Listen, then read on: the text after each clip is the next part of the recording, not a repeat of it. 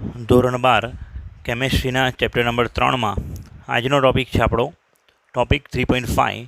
ટૉપિકનું નામ છે વિદ્યુત વિભાજનીય કોષ અને વિદ્યુત વિભાજન. ઇંગ્લિશમાં કહીએ તો ઇલેક્ટ્રોલિટિક સેલ એન્ડ ઇલેક્ટ્રોલિસિસ. વ્યાખ્યા આપણે શું આપી શકાય? તો વિદ્યુત વિભાજન કોષ એટલે શું? વિદ્યુત વિભાજન કોષ એટલે બાહ્ય વિદ્યુત પ્રવાહ વડે વિદ્યુત ધ્રુવોને વિદ્યુત વિભાજનના દ્રાવણમાં ડૂબાડીને રેડોક્સ પ્રક્રિયા દ્વારા વિદ્યુત ધ્રુવો પર નિપજ પ્રાપ્ત કરવા માટે વપરાતો કોષ. વિદ્યુત વિભાજન કોષમાં જે રાસાયણિક પ્રક્રિયા થાય છે તે ઘટનાને વિદ્યુત વિભાજન કહે છે. ફરીથી એકવાર વ્યાખ્યાને આ આકૃતિ સાથે સાંકળીને જુઓ. આપણે શું કરીશું? બહારથી વિદ્યુત પ્રવાહ આપીશું, જેમ કે ડીસી કરંટ, સીધો પ્રવાહ જેને કે ગુજરાતીમાં ડાયરેક્ટ કરંટ આપણે આપ્યો. કોણે? તો કે વિદ્યુત ધ્રુવો દ્વારા વિદ્યુત વિભાજનના કાં તો પીગલિત દ્રાવણમાં કાં તો જલીય દ્રાવણમાં. અને બેટરીની સ્વિચ ચાલુ કરીશું, તરત શું થશે? એનોડ કેથોડ પર આયનોનું ટ્રાન્સફર થશે. આયનો શું થશે? જશે. એનોડ પોતે વિદ્યુત વિભાજન કોષ અત્યારે આપણે ભણી રહ્યા છીએ, યાદ રાખજો. વિદ્યુત વિભાજન કોષમાં એનોડ પોઝિટિવ, કેથોડ નેગેટિવ. વિદ્યુત વિભાજનમાં એનોડ કેવો હશે? પોઝિટિવ, અને કેથોડ કેવો હશે? નેગેટિવ. યાદ રાખજો. વિદ્યુત રાસાયણિક કોષમાંથી ઊંધું હતું. યાદ કરો ડેનિયલ કોષ, હે ને? આના કરતાં ઊંધું હતું ડેનિયલ કોષમાં. ત્યાં એનોડ નેગેટિવ હતો, કેથોડ પોઝિટિવ હતો. બીજી વાત, અહીંયા તમે જોઈ શકો છો અહીંયા કે એનોડ પોતે પોઝિટિવ છે, એના તરફ ઇલેક્ટ્રોન ખેંચાયા અને એનોડમાંથી ઇલેક્ટ્રોન મુક્ત થશે, એ સામેની બાજુ જશે. એટલે ઇલેક્ટ્રોનના પરિપથની દિશા ક્યાંથી ક્યાં છે? એનોડથી કેથોડ તરફ. પણ જે ઇલેક્ટ્રોનની દિશા હોય તેનાથી ઊંધી દિશા કોની હોય? આઈની, કરંટની. એટલે એનોડ પર ઓક્સિડેશન થશે, ઇલેક્ટ્રોન મુક્ત થશે અને એમાં નેગેટિવ આયન એટ્રેક્ટ થશે. કેટલીક વાર તટસ્થ અણુઓ પણ એટ્રેક્ટ થાય, એટલે એવી ચિંતા કરવાની જરૂર નથી. પણ આપણે ઇન જનરલ વાત કરીએ તો એનોડ પોતે પોઝિટિવ હોવાથી તેમાં નેગેટિવ આયન એટ્રેક્ટ થઈ શકે, અને કેથોડ પોતે નેગેટિવ હોવાથી તેમાં પોઝિટિવ આયન એટ્રેક્ટ થશે. અને એ પોઝિટિવ આયન ઇલેક્ટ્રોન મેળવીને પોતે તટસ્થ સ્વરૂપમાં ફેરવાઈ શકે છે. હવે એનોડ અને કેથોડ પર વિદ્યુત વિભાજન થશે. પ્રક્રિયાનું નામ છે વિદ્યુત વિભાજન. જે નિપજ પ્રાપ્ત થાય છે એનોડ કેથોડ પર ઘન, પ્રવાહી કે વાયુ અવસ્થામાં હોઈ શકે છે. કદાચ ઘન હશે તો એની ઉપર ચીપકી જશે, વાયુ હશે તો ઉડી જશે, અને લિક્વિડ હશે તો એ નીચે બેસી જશે અથવા ચોંટેલું રહેશે એની ઉપર. પરંતુ મોટે ભાગે ઘન અથવા વાયુ અવસ્થામાં નિપજ આપણે પ્રાપ્ત થશે મોટે ભાગે. બીજું, વિદ્યુત વિભાજન પ્રક્રિયા ક્યારે વપરાય? વિદ્યુત વિભાજન કોષ ક્યારે વપરાય? જ્યારે કોઈ પ્રક્રિયા આપમેળે ન થતી હોય ત્યારે. એક સાદું ઉદાહરણ આપવા માંગીશ તમને કે પાણીના ગ્લાસની અંદર થોડા 2-3 ટીપા એસિડના નાખીએ તો શું હાઇડ્રોજન ગેસ અને 1/2 O2 ગેસ ઉત્પન્ન થાય છે? નોર્મલ પાણીના ગ્લાસમાંથી શું H2 ગેસ અને O2 ગેસ ઉત્પન્ન થાય છે? ના. અને જો થતો હોત તો મેં આગળ વાત કરી હતી કે એ પાણીના ગ્લાસની ઉપર દીવાસળીની સળી મૂકો તો સળગી ઉઠે, જો હાઇડ્રોજન હોત તો.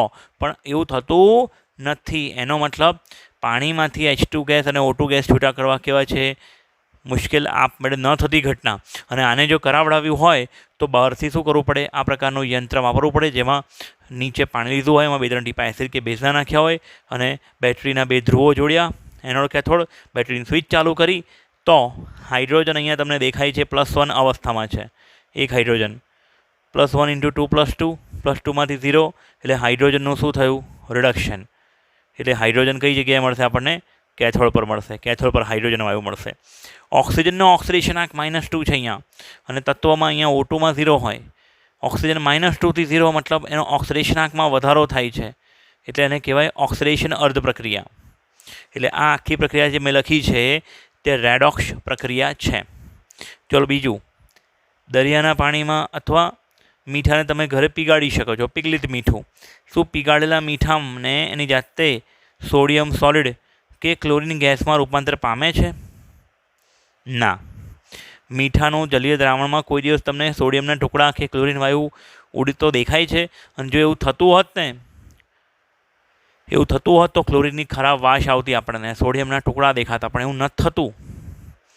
મીઠાને તમે જ્યારે પીગાડો છો તો NaCl જ રહે છે, એમાંથી આ છૂટું આસાનીથી પડતું નથી. પણ આના માટે તો તમે વિદ્યુત વિભાજન પ્રક્રિયા વાપરી હોય. પીગાડેલા મીઠાને દ્રાવણમાં લીધું, એનોડ કેથોડના સળિયા ડુબાડ્યા, બેટરીની સ્વિચ ચાલુ કરી હોત તો સોડિયમ +1 ક્લોરિન -1, સોડિયમ +1માંથી 0, સોડિયમનું શું થયું? રિડક્શન. અને ક્લોરિન -1માંથી 0 તો ક્લોરિનનું શું થયું? ઓક્સિડેશન. એટલે આ પણ શું થઈ ગઈ? એક રેડોક્સ પ્રક્રિયા થઈ. આવી ઘણી બધી પ્રક્રિયાઓ છે કે જેની જાતે થઈ શકતી નથી, અને શક્ય બનાવવાનું કામ કોનું છે? વિદ્યુત વિભાજન કોષનું. ચલો ઠીક છે. બીજું, વિદ્યુત વિભાજન કોષનો સૌથી સાદો કોષ કોપર સલ્ફેટના જલીય દ્રાવણમાં ડુબાડેલી 2 કોપરની પટ્ટીઓ છે. એક એક્ઝામ્પલ લીધું આપણે. હવે સમજવા માટે 1 by 1 એક્ઝામ્પલ જોઈશું. જો બંને વિદ્યુત ધ્રુવોને સીધો પ્રવાહ એટલે ડીસી કરંટ આપવામાં આવે તો કેથોડ અને એનોડ પર નીચે પ્રકારની પ્રક્રિયાઓ થાય છે. ઓકે, જોઈ લઈએ. અહીંયા કેથોડ જે કેવો છે? ઋણ ધ્રુવ. અને એનોડ કેવો છે? ધન ધ્રુવ. ઓકે ના? કેથોડ અને એનોડ જે ધન ધ્રુવ છે પર નીચે મુજબની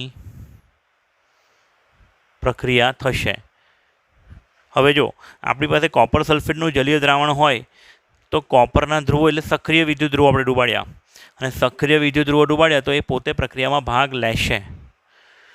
ઓકે, એટલે જે કોપર સલ્ફેટનું સોલ્યુશન છે એમાં કોપર +2 SO4 -2 તો છે જ, બહુ બધા. ખ્યાલ આવે છે? આપણે 2 પટ્ટી ડુબાડી કોપરની, બંને પટ્ટી શાની છે?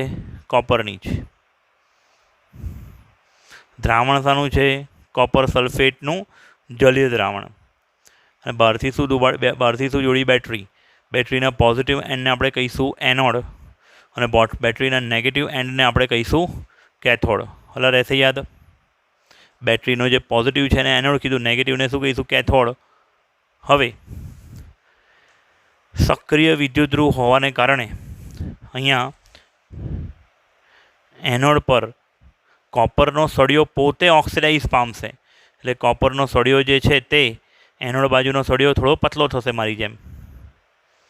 ઓકે, અને કોપર સોલિડ કન્વર્ટ થશે કોપર +2 અને 2 ઇલેક્ટ્રોન્સ.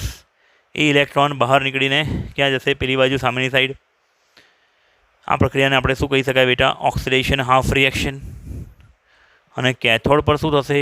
એ ઇલેક્ટ્રોન સામેની સાઈડ ગયા અને અંદર દ્રાવણમાં રહેલા કોપર +2ને પોતાની તરફ ખેંચી લેશે, કેમ કે કોપર +2 પોઝિટિવ છે ને કેથોડનો સળિયો નેગેટિવ, એટલે કોપર +2 એ નેગેટિવ સળિયા તરફ એટ્રેક્ટ થશે.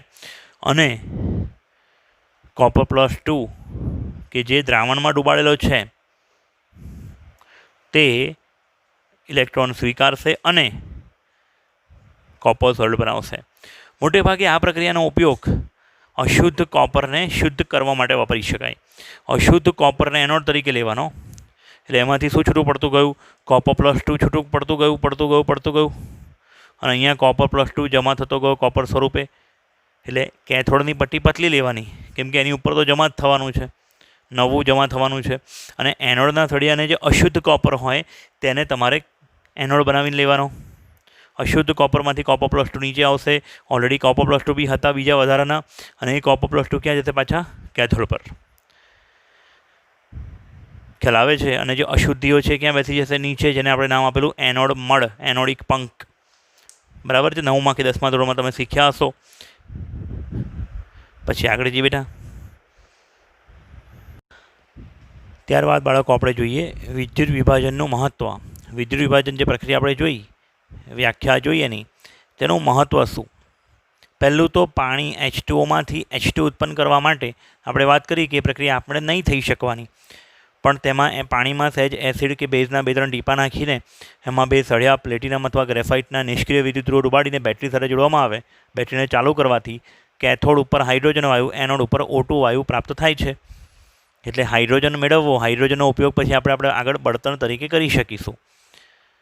તો એક એ ઉપયોગ થયો. તેવી જ રીતના sodium, potassium, magnesium, calcium, aluminium વગેરે જેવી સક્રિય ધાતુઓને તેમને ખનિજ કાચી ધાતુમાંથી નિષ્કર્ષણ કરવા એટલે મેળવવા માટે આ પ્રક્રિયા ઉપયોગી છે. કેમ કે આ બધી ધાતુઓ કંઈ સોનાની જેમ શુદ્ધ સ્વરૂપમાં ના હોય, તત્વ સ્વરૂપે ન મળી આવે કુદરતમાંથી. જેમ કે મીઠું છે તો એને Cl સ્વરૂપે, એને NO3 સ્વરૂપે પોટેશિયમ છે KBr, KNO3. તો આ બધી ધાતુઓ, એલ્યુમિનિયમ છે તો એલ્યુમિના બોક્સાઇટ સ્વરૂપે મળી આવે છે Al2O3 × XH2O. તો એમાંથી ધાતુને અલગ કરવા માટે વિદ્યુત વિભાજનનો ઉપયોગ આપણે કરી શકીએ છીએ. પોટેશિયમ, સોડિયમ જેવી ધાતુ હોય તેના માટે એમના હેલાઇડ સંયોજનો જેમ કે NaCl, NaBr, KCl, KBr halide સંયોજનોનો પિગલિત દ્રાવણ લેવામાં આવે છે. જલીય દ્રાવણ કેમ નહીં તેનો જવાબ હું આગળ આપું છું તમને. એમનું પિગલિત દ્રાવણ લીધું અને વિદ્યુત વિભાજન કરીશું તો કેથોડ ઉપર NaCl લીધું હોય તો કેથોડ ઉપર સોડિયમ પ્લસનું રિડક્શન થઈને સોડિયમ મળે. KCl લીધું હોય તો પોટેશિયમ પ્લસનું રિડક્શન થઈને પોટેશિયમ ધાતુ કેથોડ પર જમા થશે. બીજું, એલ્યુમિનિયમના નિષ્કર્ષણની પદ્ધતિ હોલ હેરાલ્ડ વિધિ આપણે ભણી ગયા છે 9મા 10મામાં. તો એ હોલ હેરાલ્ડ વિધિમાં એલ્યુમિના Al2O3ની અંદર ફ્લક્સ ઉમેરવામાં આવતો હતો ક્રાયોલાઇટ અથવા ફ્લેટસ્પાર, અને વિદ્યુત વિભાજન દ્વારા કેથોડ ઉપર એલ્યુમિનિયમ મેળવવામાં આવતો હતો. NaCl મીઠાનું જલીય દ્રાવણમાંથી ક્લોરીન વાયુ મેળવવું હોય તો પણ આ પદ્ધતિ ઉપયોગી છે વિદ્યુત વિભાજનની. મીઠાનું જલીય દ્રાવણ દરિયાના પાણીમાંથી આપણને મળી જશે. તો દરિયાનું પાણી, જેને બ્રાઇન વોટર કહેવાય, તેમાંથી Cl2 ગેસ બનાવવાની પદ્ધતિ ઇલેક્ટ્રોલિસિસને આભારી છે, વિદ્યુત વિભાજન પ્રક્રિયાને આભારી છે. ભારે પાણી, જેને કહેવાય હેવી વોટર D2O, આના વિશે આપણે 11મા ધોરણમાં ભણ્યા હતા. હેવી વોટર શું છે? એ હેવી વોટર બનાવવા માટે પણ વિદ્યુત વિભાજન પદ્ધતિનો ઉપયોગ કરી શકાય. અને છેલ્લું, ધાતુનું ઇલેક્ટ્રોપ્લેટિંગ, એટલે કોઈ એક ધાતુના ઉપર બીજા ધાતુનું શું ચડાવવું હોય, લેયર. જેમ કે આપણા ઘરોમાં વપરાતી ગેલ્વેનાઇઝ પાઇપ, GI પાઇપ, તેમાં લોખંડની પાઇપની ઉપર ઝીંકનું અસ્ત્ર ચડાવેલું હોય છે. કેટલીક જગ્યાએ કોઈ મૂર્તિની ઉપર, એ કોઈ ધાતુની બનેલી છે, મિશ્ર ધાતુની અથવા ધાતુની, એની ઉપર સોનાનો ઢોળ ચડાવવામાં આવે, જેને કહેવાય ઇલેક્ટ્રોપ્લેટિંગ, ગિલેટ પણ કહીએ છીએ આપણે એને. અને બીજું પ્યુરિફિકેશન, એટલે શુદ્ધિકરણની અંદર ધાતુ શુદ્ધ સ્વરૂપમાં આપણને મળી ગઈ. ચલો, જેમ કે કોપર ધાતુ આપણને મળી ગઈ, 95% પ્યોર કોપર ધાતુ આપણને મળી. એમાંથી આપણે 99.5% કોપર પ્યોર મેળવવી છે તો વિદ્યુત વિભાજન પ્રક્રિયાનો આપણે ઉપયોગ કરી શકીએ છીએ. ઠીક છે, એના વિશે આપણે ચર્ચા કરીશું થોડીક વાર રહીને. આ એના ઉપયોગો થયા. ત્યારબાદ આપણે જોઈશું વિદ્યુત વિભાજનની જથ્થાત્મક બાબતો, એટલે કે માત્રાત્મક બાબતો. માઇકલ ફેરાડે સૌપ્રથમ વૈજ્ઞાનિક હતા જેમને વિદ્યુત વિભાજનની જથ્થાત્મક બાબતોનું વર્ણન કર્યું. માઇકલ ફેરાડેએ વિદ્યુત વિભાજન દ્વારા ઉપયોગમાં લેવાતા સૂત્રો, ગણતરીઓનું અવલોકન કર્યું. પ્રાયોગિક રીતે એને પોતાના 2 નિયમો આપ્યા હતા. એમાં પહેલો નિયમ, જેને કહેવાય ફેરાડેનો પ્રથમ નિયમ, તો પ્રવાહના કારણે વિદ્યુત પ્રવાહ આપણે વહેવડાવ્યું દ્રાવણની અંદર 2 સળિયા ડૂબાડીને. તો પ્રવાહના કારણે વિદ્યુત વિભાજન દરમિયાન કોઈપણ વિદ્યુત ધ્રુવ, એનોડ હોય કે કેથોડ હોય, તેના પર થતી પ્રક્રિયાનો જથ્થો, એટલે જે નીપજ મળે તેની અમાઉન્ટ, દળ અથવા મોલ કે કદ, એ જથ્થો વિદ્યુત વિભાજનીય દ્રાવણમાંથી પસાર થતા વિદ્યુતના જથ્થા Qના સમપ્રમાણમાં હોય છે. ઉદાહરણ તરીકે લઈએ, આપણે સોડિયમ પિગલિત NaClનું પિગલિત દ્રાવણ છે, એમાં Na+ ને Cl- છૂટા પડ્યા. એ Na+ ગયો કેથોડ પર, તેને 1 ઇલેક્ટ્રોન મેળવીને સોડિયમમાં રૂપાંતર થયો. પણ બેટા, 1 સોડિયમ પરમાણુ તો કંઈ મહત્ત્વ નથી, એટલે આપણે તત્વયુગ્મિતિ પ્રમાણે 1 મોલ સોડિયમ આયનમાંથી 1 મોલ ઇલેક્ટ્રોન મેળવીને 1 મોલ સોડિયમ સોલિડ મળ્યું. હવે 1 મોલ ઇલેક્ટ્રોન એટલે આશરે 96,500 કુલમ જો વીજભાર હું પસાર કરીશ તો મને 1 મોલ સોડિયમ એટલે કે 23 ગ્રામ સોડિયમ મને મળશે. પણ કંઈ 23 ગ્રામ દર વખતે 23થી વધારે મેળવવું હોય તો શું કરવાનું? ધારો કે 46 ગ્રામ સોડિયમ જોઈતો હોય તો શું કરવાનું? આનાથી ડબલ વીજભાર પસાર કરવાનો. આનાથી 10 ગણો તમારે જોઈતું હોય, 230 ગ્રામ સોડિયમ જોઈતું હોય ને, તો પછી તમારે 96,500 × 10 એટલા કુલમ વીજભાર પસાર કરવાનો. એટલે જેટલી વધારે નીપજ જોઈતી હોય એને અનુસારે વધારે વીજભારનો જથ્થો પસાર કરવાનો. ઠીક છે બેટા? એટલે સૂત્ર બની જાય ફેરાડેના પ્રથમ નિયમનું, W proportional to Q. W એટલે દળ ગ્રામમાં, Q એટલે વીજભાર કુલમમાં. ચલનની નિશાની દૂર કરીએ, અચળાંક લઈએ Z. ઝેડને કહેવાય સપ્રમાણતા અચળાંક, જે વીજ રાસાયણિક તુલ્યાંક, ઇલેક્ટ્રોલિટિક ઇક્વિવેલેન્ટ પણ કહી શકાય, જે તુલ્ય ભાર સાથે સંબંધ ધરાવે છે. આઈ જે છે ક્યુ બરાબર આઈટી આપણે સૌ જાણીએ છીએ. ક્યુ બરાબર શું છે? આઈટી. આઈ એટલે વિદ્યુત પ્રવાહ એમ્પિયરમાં અને ટી સમય સેકન્ડમાં. તો આ સૂત્ર આપણે કામ લાગશે દાખલાઓમાં આગળ. હજી બીજા નિયમ પરથી જે સૂત્ર મળશે તેને આની સાથે સાંકળવું પડશે અને પછી આપણે એક નવું સૂત્ર બનાવીશું જે એમસીક્યુ સોલ્વ કરવા માટે કામ લાગશે.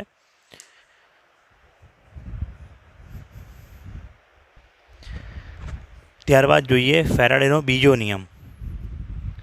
એક કરતાં વધુ જુદા જુદા વિદ્યુત વિભાજનીય દ્રાવણમાંથી વિદ્યુતનો સમાન જથ્થો પસાર કરતા જુદા જુદા પદાર્થોમાંથી મુક્ત થયેલા જથ્થાઓ તેમના રાસાયણિક તુલ્યાંક એટલે કે તુલ્યભાર ઇક્વિવેલન્ટ વેઇટ તુલ્યભારના સમપ્રમાણમાં હોય છે. અહીંયા બ્રેકેટમાં તુલ્યભાર કેવી રીતના શોધવો એની રીત બતાવી છે. ચોપડીમાં ખાલી ધાતુ માટે વાત કરી છે પણ તુલ્યભારના જે દાખલાઓ પૂછાશે ને ખાલી ધાતુ માટે નહીં વાયુ માટે બી પૂછાશે. એટલે મેં અહીંયા પરમાણુ ભારના બદલે કયા શબ્દનો પ્રયોગ કર્યો છે? મોલર દળ.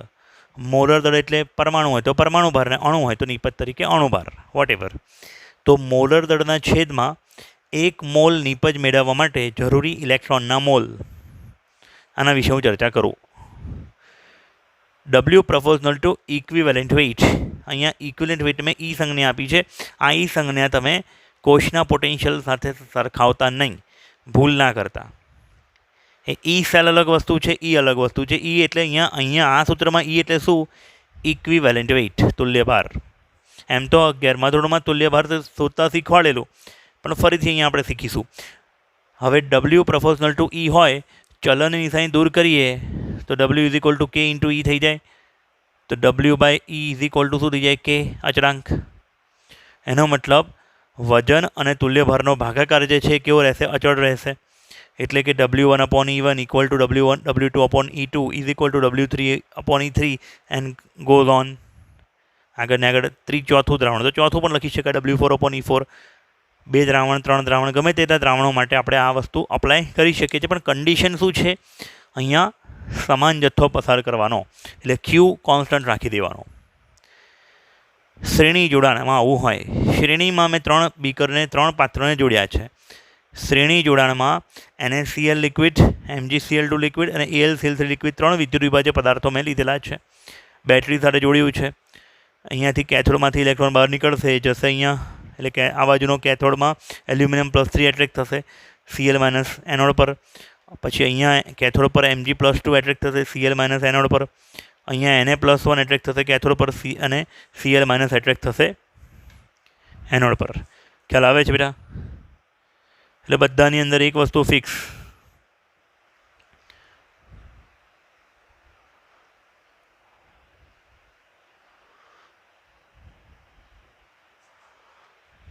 બધામાં એનોડ ઉપર કોણ એટ્રેક્ટ થશે?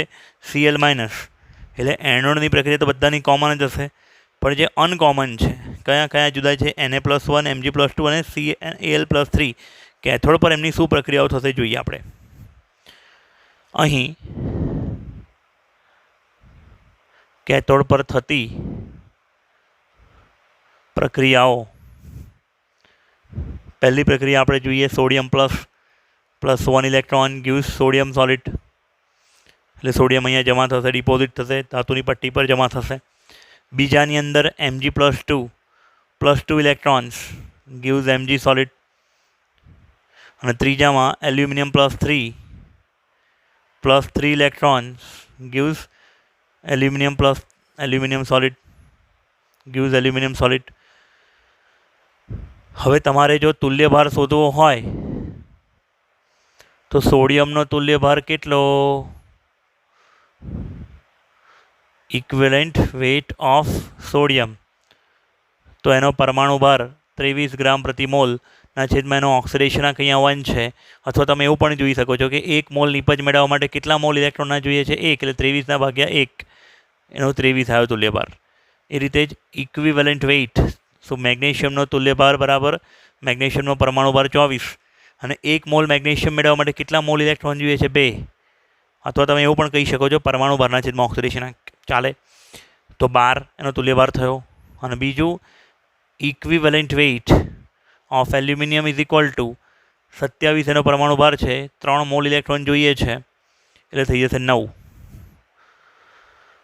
હવે બધામાંથી અત્યારે સરખો પ્રવાહ પસાર કર્યો નથી મેં. જો આમાંથી 1 મોલ ઇલેક્ટ્રોન, આમાં 2 મોલ ઇલેક્ટ્રોન, 3 મોલ, તો દરેકના આપણે ઇલેક્ટ્રોન સરખા કરતા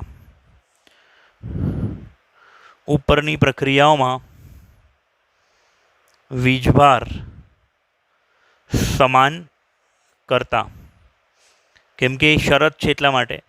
તો સોડિયમ પ્લસને હું એવું ને એવું રહેવા દઉં છું, સોડિયમવાળી પ્રક્રિયાને. બીજી પ્રક્રિયાને 2 વડે ભાગતા એટલે અડધો મોલ મેગ્નેશિયમ +2 આયન 1 મોલ ઇલેક્ટ્રોન વડે એટ્રેક્ટ થશે અને અડધો મોલ મેગ્નેશિયમ સોલિડ આપશે. 1/3 મોલ એલ્યુમિનિયમ +3 એટ્રેક્ટ થશે કેથોડ પર અહીંયા, અને 1/3 મોલ એલ્યુમિનિયમ સોલિડ આપણને મળશે. હવે બધામાં શું થઈ ગયા? વીજભારના મૂલ્યો સરખા થઈ ગયા. 1 ફેરાડે પસાર કરતા, સાંભળજો લા, 1 ફેરાડે પસાર કરતા પ્રાપ્ત થતા નિપજ, અહીંયા આપણને મળ્યું 1 મોલ સોડિયમ. એનો મતલબ 1 ફેરાડે એટલે શું? 1 મોલ ઇલેક્ટ્રોન પરનો વીજભાર, એને કહેવાય 1 ફેરાડે. 1 મોલ સોડિયમમાંથી એટલે કે 23 ગ્રામ સોડિયમ આપણને મળ્યું.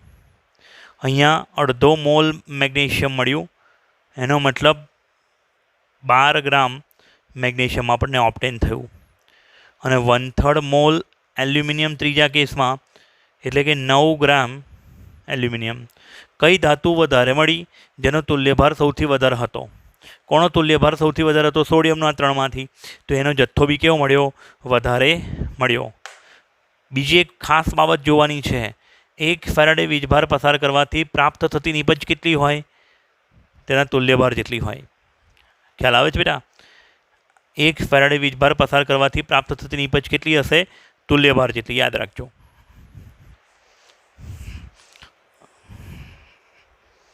1 ફેરાડે એટલે શું? 1 મોલ ઇલેક્ટ્રોનનો વીજભાર 96,500 કુલમ વીજભાર પસાર કરતા પ્રાપ્ત થતી નિપજનું દળ એ 1 ગ્રામ તુલ્યભાર જેટલું હોય છે. 1 ગ્રામ તુલ્યભાર એટલે તુલ્યભાર જેટલું વજન એકવાર. 1 ફેરાડે વીજભાર સોડિયમ પ્લસમાંથી પસાર કરીએ તો 23 ગ્રામ સોડિયમ મળે. 1 મોલ ઇલેક્ટ્રોન એટલે 1 ફેરાડે વીજભાર મેગ્નેશિયમ +2માંથી પસાર કરતાં 12 ગ્રામ મેગ્નેશિયમ મળે, તુલ્યભાર જેટલું વજન. આમાં હું તમને બીજા 5-10 એક્ઝામ્પલ હજી આપી શકું છું, પણ 3 એક્ઝામ્પલથી લોજિક ક્લિયર થઈ જાય છે.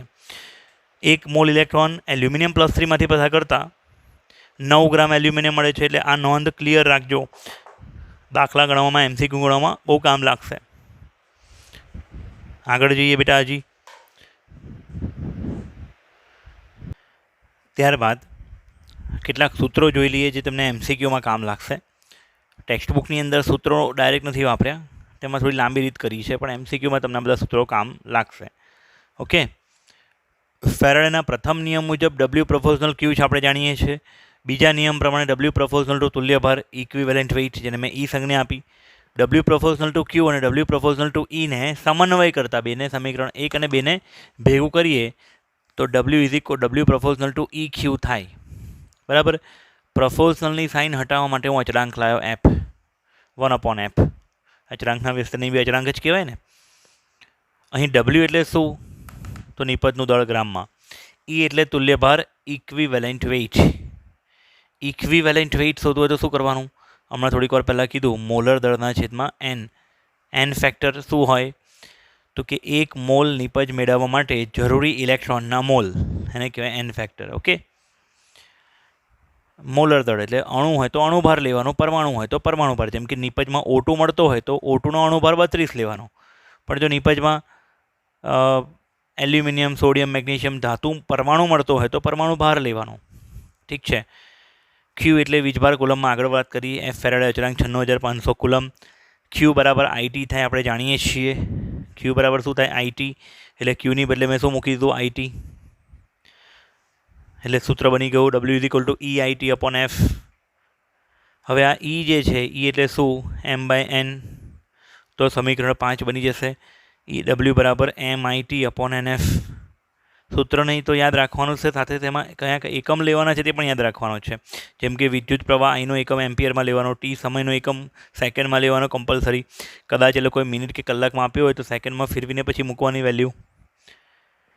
हवे आ डब्ल्यू जे छे दळ, आ कैपिटल M ने डब्ल्यूना छेदमां जवा दीए इक्वल टू नी पेली बाजू, तो शुं थाय डब्ल्यू बाय एम एटले मोल थई जाय ने। एटले निपजना मोल बराबर शुं थशे IT अपॉन NF। बीजू त्रीजू चौथू पांचमू के छठ्ठू सूत्र वापरती वखते आपणे एवुं धारेलुं छे के 100% निपज प्राप्त थाय। जेटली अपेक्षा होय एटલું જ, એટલે એની કોષની ક્ષમતા જે છે 100% હોય તો ત્રીજું ચોથું પાંચમું છઠ્ઠું વાપરી શકાય। રકમમાં કશું ના આપ્યું હોય કોષ ક્ષમતા વિશે, કાં તો કોષ ક્ષમતા શોધવાની બી ના પૂછી હોય તો કોષની ક્ષમતા આપણે 100 બાય ડિફોલ્ટ ધારી લેવાની। પણ જો કોષની ક્ષમતા 100 ન આપેલી હોય તો નીચેનું સૂત્ર વાપરવાનું। આ પાંચમા ત્રીજા કે ચોથા કે છઠ્ઠા ગમે તે સૂત્રની અંદર તમે શું કરી શકો છો, ગુણ્યા કોષની ક્ષમતાના છેદમાં 100। डब्ल्यू बराबर जेम के मैं पांचमा सूत्र में डब्ल्यू बराबर MIT अपॉन NF तो है, गुणिया शू कर्यु कोषनी क्षमता छेदमां 100। 70% आपी होय कोषनी क्षमता तो डब्ल्यू बराबर MIT अपॉन NF गुणिया 70 छेदमां 100। 50% क्षमता आपी होय तो 50 छेदमां 100 ए रीते करवानी। केटलीक वार तमने रकम में सिद्धांत रकम में जे मूल्य आप्युं हशे प्रायोगिक मूल्य हशे अने रकमनो बीजो डेटा IT एना परथी तमे जे शोधशो ते सैद्धांतिक मूल्य हशे।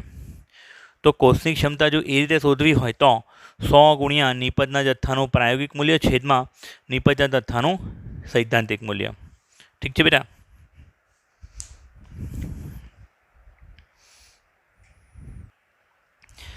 त्यारबाद जे आ फेराडे अचळांकने मूल्य 1 फेराडे बराबर 96,500 कूलम आव्युं, केवी रीतना आव्युं ते जोईए आपणे। फेराडे अचळांकनुं मूल्य थियरी में ना पूछाय पण आ याद राखवानुं। एक इलेक्ट्रॉन परनो वीजभार 1.6021 माइनस में होय पण आपणे खाली मूल्य ने ध्यान में लईए छीए। वीजभारनुं मूल्य 1.6021 इंटू 10⁻⁻19 कूलम। आ छे एक नानकड़ा इलेक्ट्रॉन परनो वीजभार। पण बीकरनी अंदर बहु बधा मोल होय, बहु बधा अणुओ होय, एक अणु ना होय, एक इलेक्ट्रॉन ना होय, तो पछी आपणे करीए एक मोल इलेक्ट्रॉन परनो वीजभार जेने कहेवाय छे 1 फेराडे। शुं कहे छे बेटा? 1 Faraday is equal to 1 mole electron परनो वीजभार। सांभळजो, 1 मोल इलेक्ट्रॉन परनो वीजभार शोधवा माटे आपणे शुं करीशुं? एवोगेड्रो आंख गुणिया 1.6021 इंटू 10⁻⁻19 कूलम करी नाखीए। एक नानकड़ा इलेक्ट्रॉन परनो वीजभार आटला कूलम है तो 6.022 इंटू 10⁻23 माटे केटला? तो एना गुणिया एवोगेड्रो आंख करवो पड़े ने बेटा। 6.022 इंटू 10⁻23 ने गुणीशुं आपणे। तो जो आ गुणाकार तमे करशो कूलम प्रति मोल केटला मळशे तमने? आशरे 96,487 कूलम प्रति मोल मळशे, जेने आपणे गणतरीनी सरलता खातर आशरे 96,500 लई लेता होय छे। ठीक है, एक आ वस्तु थई। बीजू जे कदाच फिजिक्स में तमे वापर्युं ज हशे, क्यू बराबर IT ए तो वापर्युं ज छे। बीजू क्यू बराबर NE। अहीं N एटले इलेक्ट्रॉननी संख्या अने E एटले इलेक्ट्रॉन परनो वीजभार। 1.6021 इंटू 10⁻⁻19 कूलम। I एटले प्रवाह खबर है, T एटले समय खबर है। ओके बेटा, तो आ बधा सूत्रों मोढे कर नाखो। मळीए नेक्स्ट विडियो में।